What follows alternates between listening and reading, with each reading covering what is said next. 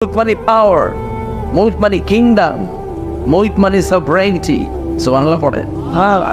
রব্বুল আলামিন বলেন তাবারাকাল্লাযী বিয়াদিহিল মুলকু ওয়া হুয়া আলা কুল্লি শাইইন কাদির। সুবহান সেই সত্তা যার হাতে ক্ষমতা আর তিনি সব বিষয়ে ক্ষমতাশীল। সুবহান।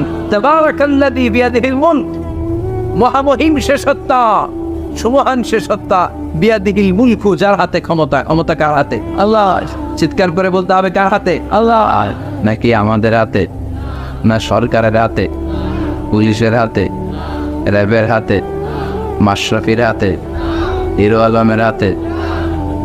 ক্ষমতা কার হাতে? ক্ষমতা শুধুমাত্র একজনের হাতে। চিল্লায় বলেন তিনি কে? আল্লাহ। আল্লাহর হাতে ক্ষমতা, আর তিনি হচ্ছেন সকল ক্ষমতার উৎস, centre of the all powers. সব ক্ষমতার উৎস কে? নাকি জনগণ? আমরা কিন্তু এটাই শিখি, এদেশে আমাদেরকে রাষ্ট্রীয়ভাবে শিখানো হয় এটা রাষ্ট্রীয় কুপুরি। সকল ক্ষমতার উৎস জনগণ নয়, সকল ক্ষমতার উৎস কে?